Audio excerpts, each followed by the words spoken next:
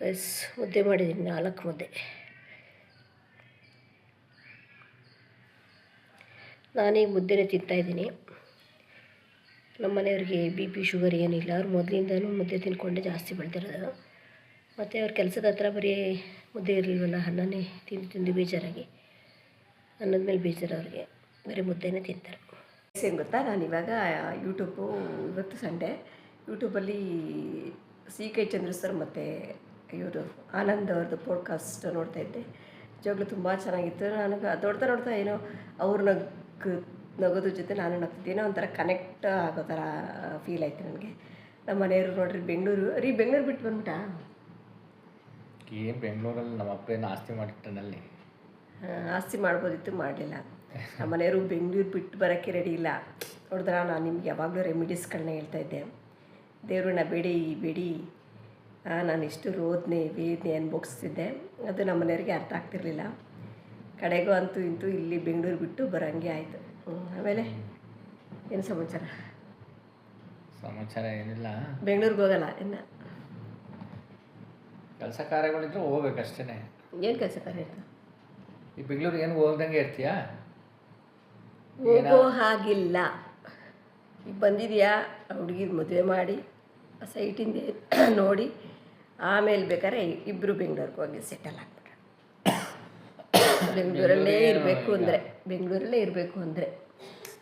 ಕೆಲಸಕ್ಕೆ ಅಂತಲ್ಲ, ಬೆಂಗಳೂರಿಗೆ ಬೇರೆ ಕೆಲಸಗಳಿರೋದೇ ಇಲ್ಲ. ಏನಾದರೂ ಒಂದು ಕಾಸ್ಟ್ಯೂಮ್ ಬಟ್ಟೆಗಳು ತರಬೇಕು ಅಂದರೆ ಏನು ಕಾಸ್ಟ್ಯೂಮ್ ಇಲ್ಲೇನು ಶಿವಮೊಗ್ಗದಲ್ಲಿ ಸಿಗಲ್ವಾ? ನಮಗಲ್ವೇ ಏನಾನ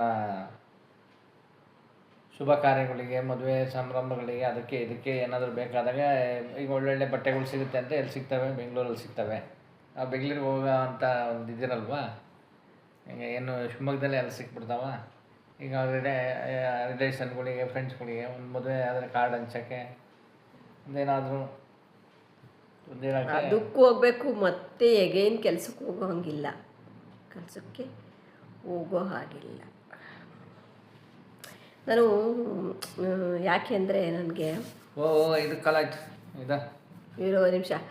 ಯಾಕೆ ಅಂದರೆ ನನಗೆ ಮೊದಲಿಂದಲೂ ನಾನು ಸೋಷಿಯಲ್ ಮೀಡಿಯಾಗೆ ಬಂದು ಯಾಕೆ ನಾನು ಟಿಪ್ಸ್ಗಳನ್ನೇ ಹೇಳಬೇಕು, 4 ಜನಕ್ಕೆ ಹೆಲ್ಪ್ ಆಗೋಂಥದ್ದನ್ನೇ ಹೇಳಬೇಕು ಅಂತ ನನ್ನ ಮೈಂಡಿಗೆ ಯಾಕೆ ಬಂತು ಅಂದರೆ, ನನಗೆ ಮದುವೆ ಆದಮೇಲೆ ಬರೀ ನೋವು ಕಷ್ಟ ಅಂತ ನೋಡಿದ್ದು ಇವರಿಂದ, ಆಯಿತಾ? ಇವ್ರ ಕಡೆಯಿಂದ ನೋಡಿದ್ದೆ, ಆಯಿತಾ? ಅವಾಗ ಯಾವಾಗೇನು ಅನ್ನಿಸ್ತು, ಪರ್ಪಸ್ಲಿ ಮಾಡಿದ್ದದು, ಬೇಕು ಅಂತಲೇ ಮಾಡ್ಕೊಂಬಂದಿದ್ದು. ಅವಾಗೇನು ಅನ್ನಿಸ್ತು ನನಗೆ, ಇಷ್ಟು ಜನ ಕಷ್ಟದಲ್ಲಿರ್ತಾರಲ್ಲ, ಅವ್ರಿಗೆ ಏನಾದರೂ ಯೂಸ್ ಆಗಲಿ ಅಂಥೇಳಿ ನಾನು ಟಿಪ್ಪನ್ನ ಹೇಳ್ತಾ ಹೋದೆ. ಆ ಟಿಪ್ಪು ಹೇಳಿದ್ದರ ಟಿಪ್ಪು ಹೇಳಿದರ ಪರಿಣಾಮ ಇವತ್ತು ನಾನು ಯಾವಾಗಲೂ ನಿಮ್ಮ ಜೊತೆಯಲ್ಲಿ ಅಲೋನ್ ಅಂದ್ಕೊಂಡು ಮಾತಾಡ್ತಾ ಕೂತ್ಕೊತಿದ್ದೆ. ಈಗ ನಿಜ ಹೇಳಬೇಕು ಅಂದರೆ ನನಗೆ ಈ ಮಾತಾಡೋಕ್ಕೆ ಏನಾಯಿತು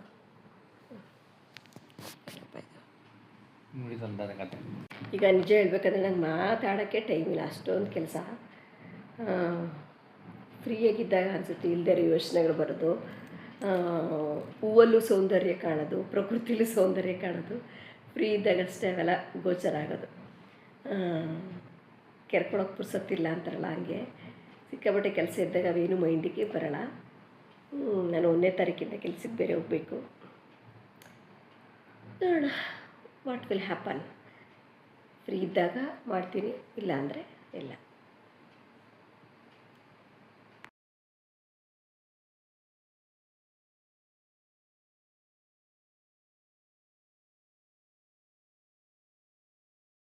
ಗೈಸ್, ಏನು ಗೊತ್ತಾ, ನಿಜವಾಗ್ಲೂ ನನಗೆ ಹೇಳಬೇಕು ಅಂದರೆ, ಅದೆಲ್ಲ ನಮಗೆ ಈ ಏಜಲ್ಲಿ ಇಷ್ಟು ದಿವಸ ಥರ ಎಲ್ಲ ಸಫರ್ ಮಾಡಬೇಕು ಅನ್ನೋದಿರುತ್ತೆ ಏನೋ ಗೊತ್ತಿಲ್ಲ. ನನಗೆ ಏನಾಗ್ಬಿಟ್ಟಿತ್ತು ಅಂದರೆ, ಸೋಷಿಯಲ್ ಮೀಡಿಯಾಗೆ ಬಂದ ಮೇಲಿಂದನೂ ಟಿಲ್ ನಾವು ಒಂದು 3 ಮಂತ್ವರೆಗೂ ನನಗೂ ಒಂಥರ ಏನಂದರೆ ಫುಲ್ಲು ನೆಗೆಟಿವಿಟಿ, ದೇಹದಲ್ಲಿ ಶಕ್ತಿ ಇಲ್ಲದೆ ಇರೋ ಥರ, ಮತ್ತು ಬರೀ ಯಾವಾಗಲೂ ಮಂಕು, ಇಲ್ಲದೇ ಇರೋ ಯೋಚನೆಗಳು, ಬೇಡದೇ ಇರೋ ಯೋಚನೆಗಳು, ಅನ್ವಾಂಟೆಡ್ ಥಾಟ್ಸ್ಗಳೆಲ್ಲ ಬರ್ತಾಯಿತ್ತು.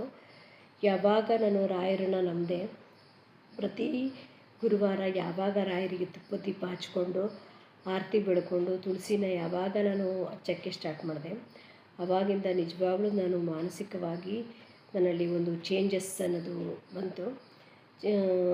ಅನ್ವಾಂಟೆಡ್ಡು ಥಾಟ್ಸ್ಗಳು, ಇಲ್ಲದೇ ಇರೋ ಯೋಚನೆಗಳು, ಬೇಡದೇ ಇರೋ ಯೋಚನೆಗಳೆಲ್ಲ ನನ್ನ ಮೈಂಡಿಂದ ಫಸ್ಟು ದೂರ ಆಯಿತು.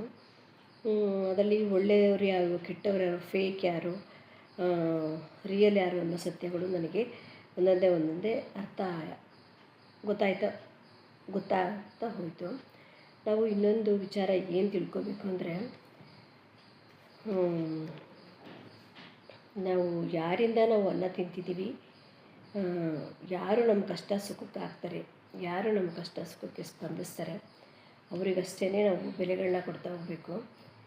ಏನಕ್ಕೂ ನಮ್ಮ ಯೋಗಕ್ಷೇಮನೂ ಕೇಳ್ದಿರ, ಏನಕ್ಕೂ ಪ್ರಯೋಜನ ಇಲ್ಲದ್ರೆ ಯೂಸ್ಲೆಸ್ ಜನಗಳ ಬಗ್ಗೆ ತಲೆ ಕೆಡಿಸ್ಕೊಳ್ಳೋದು ವೇಸ್ಟು. ನಾನು ಯಾವಾಗ ರಾಯರನ್ನ, ನಿಜವಾಗ್ಲೂ ಅಷ್ಟೇ, ನೀವು ಅಷ್ಟೇ, ರಾಯರನ್ನ ಒಂದು ಶ್ರದ್ಧಾ ಭಕ್ತಿಯಿಂದ ರಾಯರನ್ನ ಬೇಡಿದ್ರೆ ಸಾಕು, ಖಂಡಿತ ನಿಮಗೆ ಒಂದು ಜ್ಞಾನೋದಯ ಅನ್ನೋದು ಶುರುವಾಗುತ್ತೆ, ಒಳ್ಳೆ ದಿನಗಳು ಅನ್ನೋದು ಶುರುವಾಗುತ್ತೆ. ನಾನು ಇಷ್ಟು ಒಬ್ಬಳೇ ಸಫರ್ ಪಡ್ತಾಯಿಲ್ಲ, ಕೆಲಸ ಮಾಡ್ಕೊಂಡು ಸಫರ್ ಪಡ್ತಾ ನಮ್ಮ ಮನೆಯವ್ರಿಗೆ ಬರ್ರಿ ಅಂತ ಎಷ್ಟು ಹೇಳಿದ್ರು ಅವರು ಬರ್ತಿರಲಿಲ್ಲ. ನನ್ನ ದೇವ್ರ ಹತ್ರ ಎಲ್ಲ ಎಷ್ಟು ಪ್ರೇಯರ್ ಮಾಡ್ತಿದ್ದೆ ಅಂದರೆ ಅಷ್ಟಿಷ್ಟು ಪ್ರೇಯರ್ ಮಾಡ್ತಿರಲಿಲ್ಲ. ನಾನು ಇನ್ಮೇಲಾದರೂ ನನಗೆ ಒಳ್ಳೆಯದಾಗುತ್ತೆ, ಒಳ್ಳೆ ದಿನಗಳು ಬರುತ್ತೆ ಅನ್ನೋ ಹೋಪ್ಸು, ನಂಬಿಕೆಗಳು ನನಗೆ ಇವಾಗ ಬರ್ತಾಯಿದ್ದಾವೆ. ಇಷ್ಟು ದಿನ ಒಂದು ಮೋಡ ಕವಿದ ವಾತಾವರಣ, ಕತ್ತಲೆ ಅನ್ನೋದು ದೂರ ಆಗಿ ನನ್ನ ಜೀವನದಲ್ಲಿ ಬೆಳಕು ಅನ್ನೋದು ಬರುತ್ತೆ ಅನ್ನೋ ಹೋಪ್ಸು ನನಗೆ ಇವಾಗ ಬಂದಿದೆ. ದೇವ್ರನ್ನ ನಾವು ಫಸ್ಟು ನಂಬಬೇಕು, ಅದರಲ್ಲಿ ಎಸ್ಪೆಷಲಿ ಗುರುಗಳನ್ನ ನಾವು ನಂಬಬೇಕು. ಗುರು ಅಂದ್ರೇ ಬೆಳಕು, ಅರಿವೇ ಗುರು. ಗುರುನ ನಾವು ನಂಬಿದಾಗ ಅಷ್ಟೇ ನಮಗೆ ನಮ್ಮ ಜೀವನದಲ್ಲಿ ಬೆಳಕು ಕಾಣ್ತಾ ಹೋಗುತ್ತೆ, ಒಳ್ಳೆ ಜ್ಞಾನ ಅನ್ನೋದು ಆಗುತ್ತೆ. ನೀವು ಕೂಡ ಅಷ್ಟೇ, ಯಾರ್ಯಾರು ಸಫರ್ ಪಡ್ತಿದ್ದೀರ, ಯಾವುದೇ ಅಜ್ಞಾನದಿಂದ, ಅಂಧಕಾರದಿಂದ, ಕೆಲವೊಂದು ವಿಚಾರಗಳು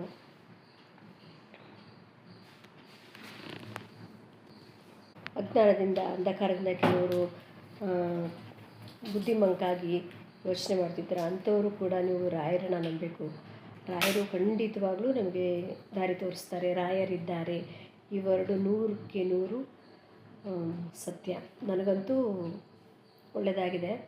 ಯಾವಾಗ ನಾವು ದೇವರಲ್ಲಿ ಶರಣಾಗತಿ ಆಗ್ತೀವಿ, ಯಾವಾಗ ನಾವು ಸರೆಂಡರ್ ಆಗ್ತೀವಿ, ಆವಾಗ ಮಾತ್ರ ನಮಗೆ ಒಳ್ಳೆಯ ದಿನ ಶುರುವಾಗುತ್ತೆ. ಆದರೆ ನಮ್ಮ ಬ್ಯಾಡ್ ಕರ್ಮ, ಇಷ್ಟು ವರ್ಷ ನಮಗೆ ಬ್ಯಾಡ್ ಕರ್ಮ ಅಂತ ಇತ್ತು. 2006ಇಂದ 2014ವರೆಗೂ ತುಂಬ ಕೆಟ್ಟ ದಿನಗಳಂದರೆ ತುಂಬ ಕೆಟ್ಟ ದಿನಗಳನ್ನು ನಾನು ಅನುಭವಿಸ್ದೆ. ಮತ್ತು 2014ಇಂದ ಅದರಿಂದ ಬಿಡಿಸ್ಕೊಂಡು ಬಂದೆ. 2014ಇಂದ ಬಿಡಿಸ್ಕೊಂಡು ಬಂದು ಆಮೇಲೆ ಬರೀ ಒಂಟಿ ಪಯಣ, ಫಸ್ಟೆಲ್ಲ ನಿದ್ದೆಗೆ, ನೆಮ್ಮದಿಗೆ, ಮಾನಸಿಕ ನೆಮ್ಮದಿ ಇಲ್ಲ, ಅಷ್ಟು ಸಫರ್ಪಟ್ಟೆ. ಅದಕ್ಕೆ ಅದರಿಂದ ಆಚೆ ಅಂತ 14ನಲ್ಲಿ ಬಂದೆ. ಆವಾಗಿಂದ ನಂಗೆ ನಿದ್ದೆ, ಕಣ್ಣು, ಊಟ ಎಲ್ಲ ಸಿಕ್ತು. ಆದರೆ ಒಂಟಿತನ ಅನ್ನೋದು ಕಾಡ್ತು.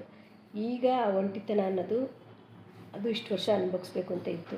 ಬಟ್ ನಾನು ಇಲ್ಲಿವರೆಗೂ ಬರೀ ಸಫರಿಂಗು, ಒಂದಲ್ಲ ಒಂದು ರೀತಿ ಅನುಭವಿಸ್ಕೊಂಡೇ ಬಂದೆ. ಇನ್ನು ಮುಂದೆ ನನ್ನ ಜೀವನದಲ್ಲಿ ಬೆಳಕುಗಳು ಬರ್ತವೆ ಅಂತ ನನಗೆ ಭರವಸೆ ಇದೆ. ಅದು ಕೂಡ ನಾನು ನಿಮ್ಮ ಜೊತೆ ಯಾವಾಗಲಾದರೂ, ನನಗೆ ಯಾವಾಗಲೂ ರೆಗ್ಯುಲರಾಗಿ ವೀಡಿಯೋಸ್ಗಳು ಹಾಕೋಕ್ಕಾಗದೆ ಹೋದರೂ, ಸಮ್ಟೈಮ್ಸ್ ನನ್ನ ಲೈಫಲ್ಲಿ ಏನೇನು ಆಗ್ತಿರುತ್ತೆ ಅದನ್ನು ನಿಮ್ಮ ಮುಂದೆ ನಾನು ಹಂಚ್ಕೊಳ್ತೀನಿ. ಈ ವಿಡಿಯೋ ಇಷ್ಟವಾದಲ್ಲಿ ಲೈಕ್ ಮಾಡಿ, ಶೇರ್ ಮಾಡಿ, ಸಬ್ಸ್ಕ್ರೈಬ್ ಮಾಡಿ. ಆಮೇಲೆ ಏನಂದರೆ, ನಮ್ಮ ಮನೆಯವ್ರು ಇರ್ತಾರಲ್ಲ, ಬಿದ್ದು ಯಾವಾಗಲೂ ನಗ್ತಾನೇ ಇರ್ತೀವಿ. ಮನೆಯವ್ರದ್ದು ಜೋಕ್ ಮಾಡ್ತಿರ್ತಾರೆ, ಅವರು ಆಡೋ ಮಾತಿಗೆ ನಾನು ಆಡೋ ಮಾತಿಗೆ ನಗು ನಗ್ತಾನೆ ಇರ್ತೀವಿ.